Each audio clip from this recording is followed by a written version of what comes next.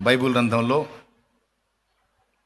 యాకోబు రాసిన పత్రిక మొదటి అధ్యాయము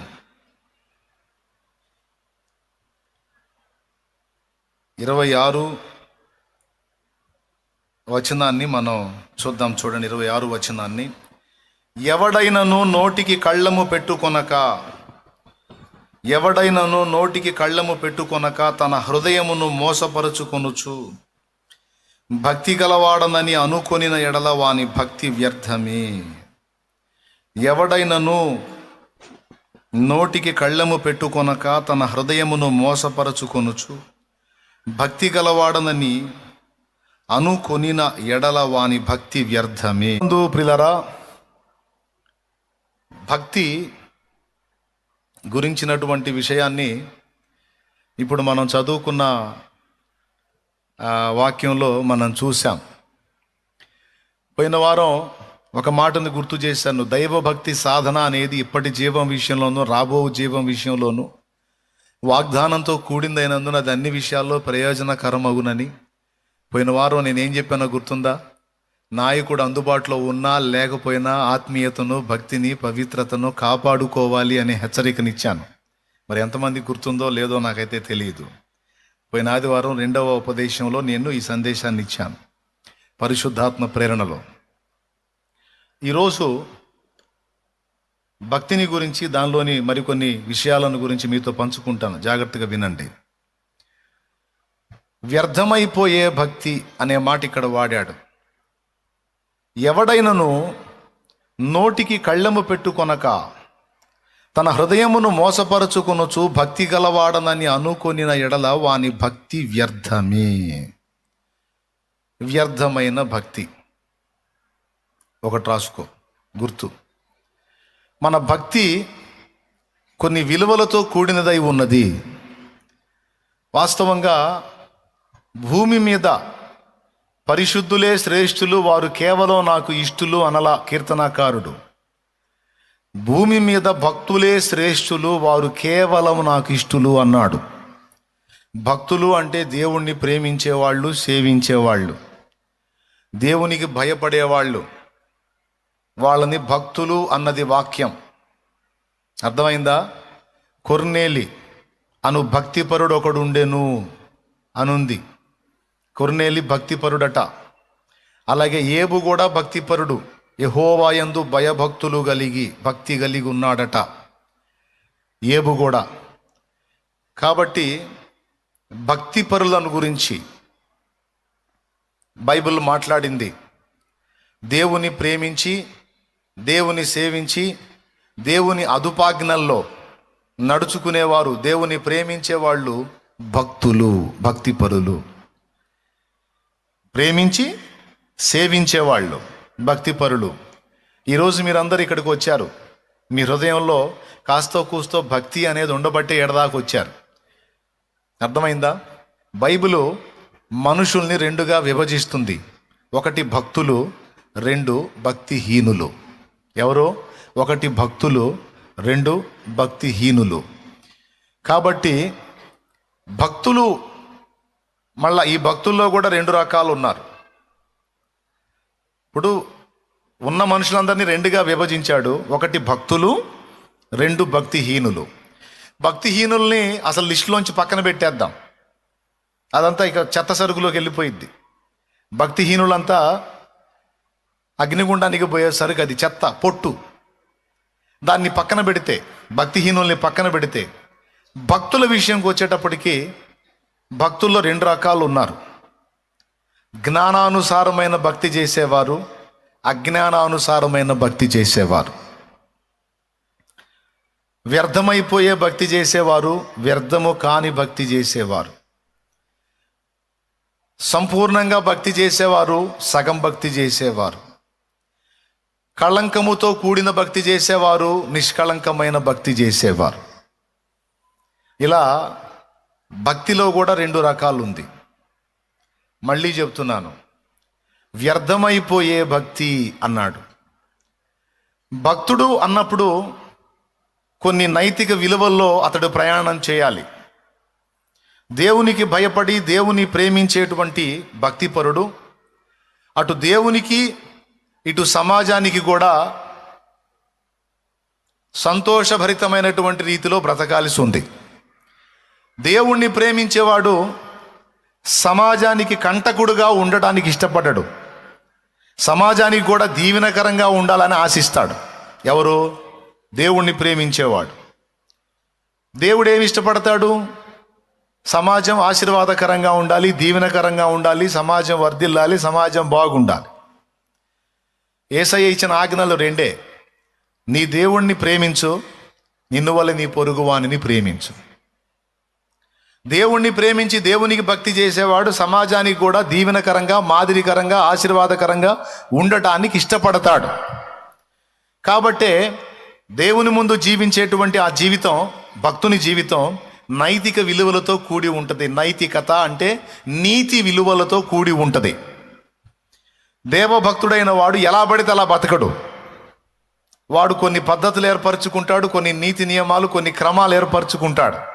ఏర్పరచుకోవటం అంటే దేవుడు చెప్తాడు, బాబు నువ్వు ఇలా ఉండాలిరా, నీ పద్ధతి ఇలా ఉండాలి, మరి నువ్వు నన్ను ప్రేమిస్తున్నావు, అమ్మా నన్ను ప్రేమిస్తున్నావు, మరి నేను కూడా నిన్ను ప్రేమిస్తున్నాను, మరి నీవు నన్ను ప్రేమించినట్లయితే నీ మనసుకు తోచినట్టు నువ్వు ఉండటానికి వీల్లేదు, నీ ఇష్టం వచ్చినట్టు నువ్వు ఉండటానికి వీల్లేదు, నా ఇష్టానికి విలువనివ్వాలి, నా చిత్తానుసారంగా నువ్వు బ్రతకాలి, నడవాలి, సమస్త విషయాల్లో నా చిత్తానికి లోబడాలి అని దేవుడు చెప్తాడు. దేవుడు చెప్పినప్పుడు కొన్ని ఆంక్షలు వస్తాయి. ఆ ఆంక్షలలో మొట్టమొదటిది ఏమిటంటే, నోటిని ఎలా పడితే అలా వాడకుండా నోటికి కళ్ళము పెట్టుకొనుట. ఒకవేళ నోటికి కళ్ళం పెట్టుకోకుండా నోటికి వచ్చినట్లా వదరుతూ, నోటికి వచ్చినట్లల్లా మాట్లాడుతూ, నోటికి వచ్చిన భాషల్లా ఉపయోగిస్తూ ఒకడు కానీ భక్తి చేస్తూ ఉంటే, ఒరే బాబా నీ భక్తి వ్యర్థమే అంటున్నాడు దేవుడు. నీ భక్తి వేస్ట్ అయిపోయిద్దిరా, అది వర్కౌట్ కాదన్నాడు.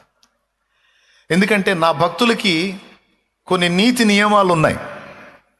వాటిలో ఒకటేంటంటే, నా భక్తులు తమ నాలుకని ఎలా పడితే అలా వాడటానికి నేను ఒప్పుకోను. వారి మాటకి, వారి వ్యవహార శైలికి, వారి ప్రవర్తనకి కొన్ని హద్దులు ఏర్పరుస్తాను. ఆ హద్దుల్లో ఉండేవాడే నా భక్తుడు. నువ్వు నిజంగా నాకు భక్తుడిగా ఉండగోరావా, నాకు భక్తురాలుగా ఉండగోరావా? అవును ప్రభువా, నీకు భక్తి చేస్తున్నా, నిన్ను ప్రేమిస్తున్నానయ్యా, నిజంగా నన్ను ప్రేమిస్తున్నా. అవును తండ్రి. అట్లయితే నోటికి కళ్ళం పెట్టుకో, నోటికి కళ్ళం పెట్టుకో. ఎక్కడ ఏం మాట్లాడుతున్నావో జాగ్రత్తగా చూసుకో. దూషణ మాటలే కాదు, మనం పట్టించుకునేది ఏంటంటే తిట్లు తిట్టకపోతే చాలు కదా అనుకుంటాం.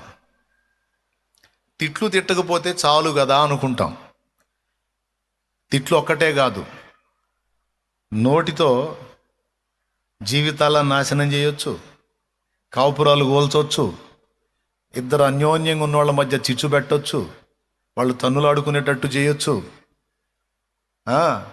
మంచి భక్తుల సాక్ష్యాలు నాశనం చేయొచ్చు నోటితో. ఓన్లీ బూతులు ఒక్కటే కాదు. మనకు తెలిసింది బూతులు తిట్టకూడదు, నోటికి కళ్ళం పెట్టుకోవటం అంటే బూతులు తిట్టకుండా కంట్రోల్ చేసుకోవటం అని అనుకుంటారు సహజంగా.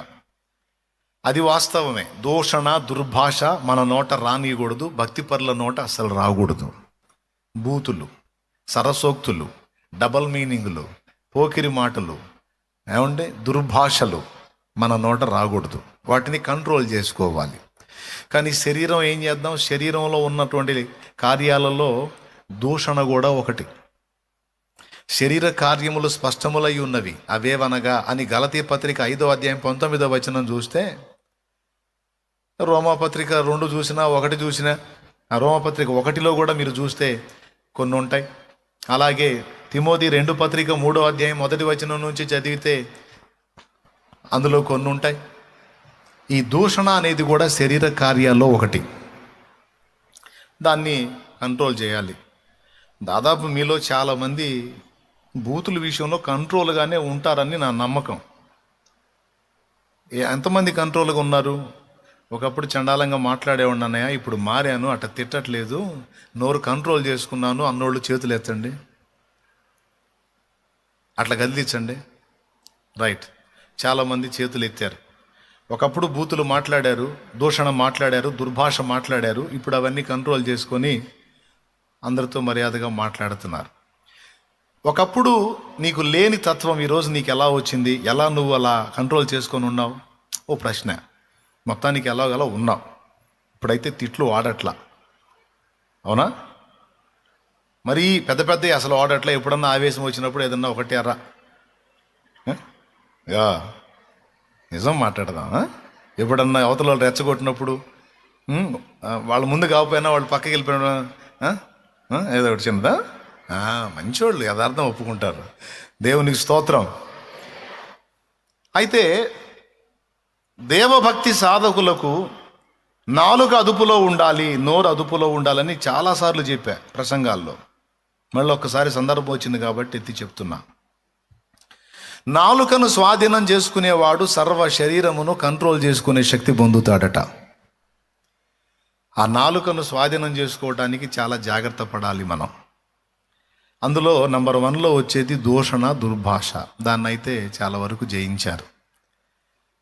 ఎందుకంటే చర్చికి పోతున్నాడు, పెద్ద బైబిల్ తీసుకొని పోతాడు, పెద్ద బైబిల్ తీసుకొని పోయి దమ్మగారు నోరు తెరిస్తే బూతులే అని ఏమన్నా అనుకుంటారేమో అని మరి కొంతమంది కంట్రోల్ చేసుకున్నారు. ఏది ఇతరులు ఏమన్నా అనుకుంటారేమో అని. కొంతమంది ఏమో నేను క్రీస్తు రక్తంలో కడగబడ్డాను, ప్రభు బలలో చేయేస్తున్నాను, అపవిత్రమైన మాటలు ఎట్లా మాట్లాడేది, అది పద్ధతి కాదు, నేను ఆ మాటలు మాట్లాడకూడదని కొంతమంది మంచి మనస్సాక్షిని బట్టి కంట్రోల్ చేసుకున్నారు.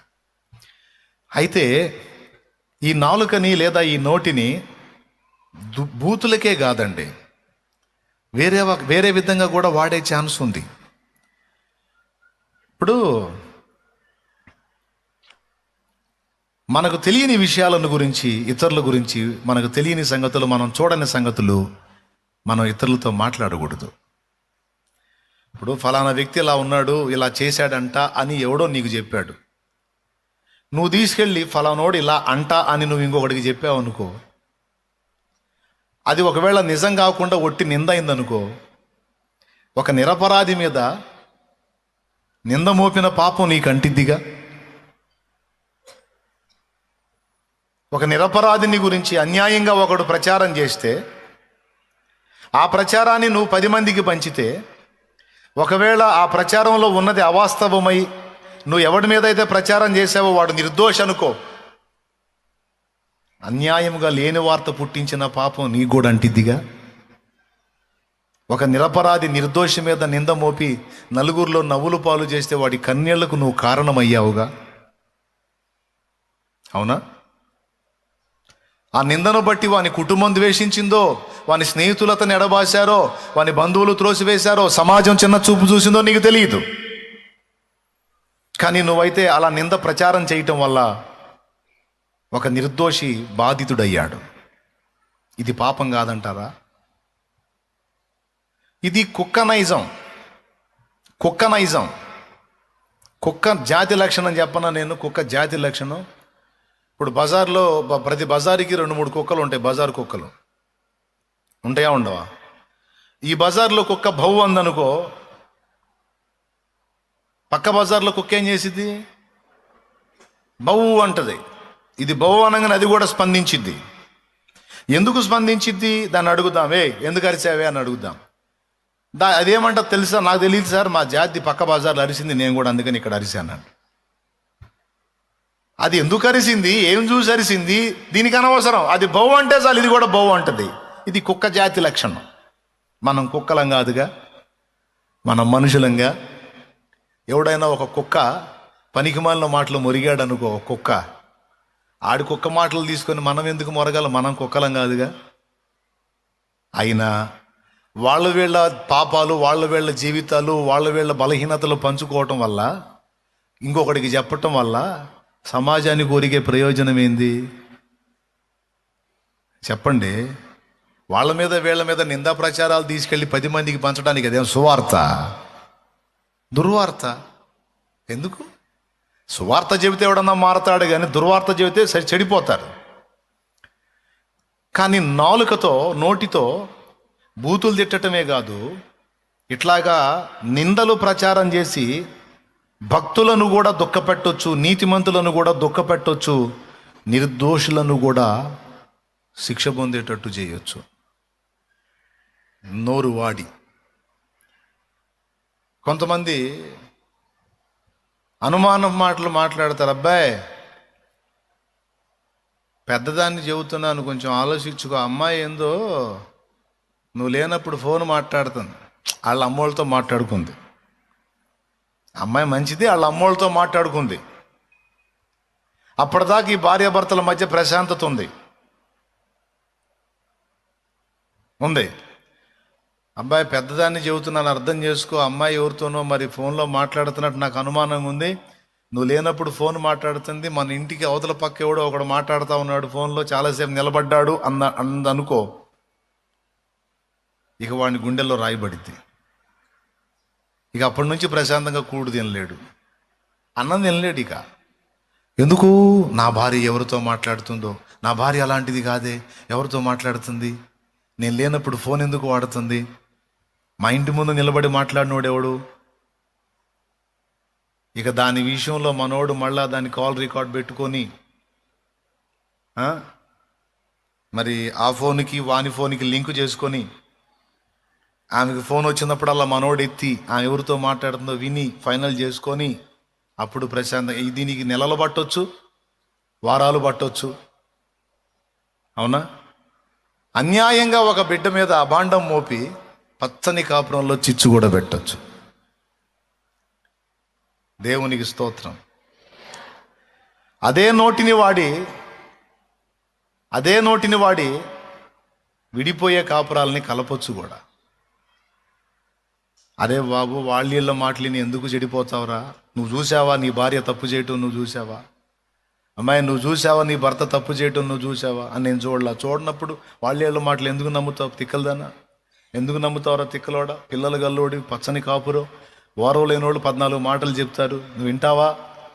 వదిలేయి, అవన్నీ తీసేసుకొని నీ భార్య బంగారం లాంటిది, జాగ్రత్తగా చూసుకోయ్యా అని చెప్పి కాపురాలు సమకూర్చిన వాళ్ళు ఉన్నారు.